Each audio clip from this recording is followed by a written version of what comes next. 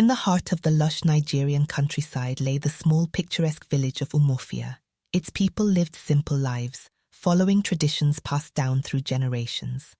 The village was split into two main factions: the wealthy landowners, who controlled most of the fertile land, and the struggling farmers and laborers who toiled day and night to make ends meet. Among the wealthy was the esteemed Okeke family, known for their vast estates and strong influence in village affairs. Okeke's daughter Amara was a bright and beautiful high school student, admired by many for her intelligence and grace. On the other side of the village was Obinna, a humble boy whose family barely scraped by. His parents, once successful farmers, had fallen on hard times and now struggled to pay his school fees. Yet, despite his family's struggles, Obinna was a hard-working student with dreams of becoming a teacher. Though they came from different worlds, fate would bring Amara and Obinna together in a way neither of them could have ever imagined. One sunny afternoon, Amara sat under a large baobab tree reading a book near the village market. She loved these moments of solitude, away from the pressures of her wealthy family. Meanwhile, Obinna was running errands for his mother, carrying a basket of yams to sell at the market. His path led him right past the tree where Amara was sitting, and as fate would have it, she accidentally dropped her book just as Obinna walked by. Bending down to retrieve it, their eyes met. It was a brief moment, but something about Obinna's kind, earnest face caught Amara's attention. Obinna, on the other hand, felt his heart skip a beat at the sight of her. He knew who she was. Everyone in the village knew the Okeke family. But he had never been this close to Amara before. Embarrassed by the encounter, Obinna mumbled a quick apology and hurried away, leaving Amara curious about the boy who had captured her attention so unexpectedly. In the days that followed, Amara found herself thinking more and more about the boy she had seen by the market. She didn't understand why he occupied her thoughts, but there was something about the simplicity and kindness in his eyes that intrigued her. Whenever she visited the market, she looked around hoping to catch another glimpse of him, but Obinna was nowhere to be found. Meanwhile, Obinna couldn't stop replaying the brief encounter in his mind. He had always admired Amara from afar, knowing that their worlds were too different for anything to ever come of it. But now, after seeing her up close, he couldn't help but wonder what it would be like to talk to her, to get to know her beyond the image of the wealthy landowner's daughter. Still, he knew his place in the village hierarchy, and he tried to push the thoughts aside. A week later, their paths crossed again, this time at the village river where the local women and children gathered to fetch water. Amara had come to the river with her younger sister, and Obinna, who had been helping his mother with the farm, was there to fill a few buckets of water. This time, Amara was determined to speak to him. She watched him from a distance, gathering the courage to approach. Finally, as Obinna was about to leave, she called out to him. "Excuse me, you're the boy from the market, right?" she asked, walking toward him. Obinna, startled by her voice, turned to see Amara smiling at him. He nervously nodded, unsure of what to say. They exchanged a few words about the weather and the village, but beneath the surface, both felt a strong connection. For the first time, they shared more than just a glance. They had a real conversation, and it was a moment neither of them would forget. After their encounter at the river, Amara and Obinna began to see each other more often. Their meetings were brief and always in passing, but each conversation brought them closer together. Despite the differences in their social status, they found common ground in their love for learning.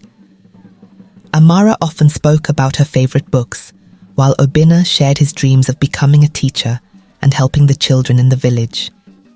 As their friendship blossomed, Amara felt a sense of freedom she had never experienced before. Obinna was different from the boys her family tried to introduce her to, those who came from wealthy families with grand expectations. With Obinna, she could be herself, without the weight of her family's name or the expectations of her status. For Obinna, Amara represented something beautiful and unattainable. Yet the more he got to know her, the more he realized they were not so different after all. Word of Amara and Obinna's growing friendship quickly spread through the village. People whispered about the wealthy landowner's daughter spending time with a boy from the other side of the tracks. Some found it amusing, while others, particularly the elders and the upper-class families, were outraged. Amara's parents, in particular, became concerned when they heard the rumors.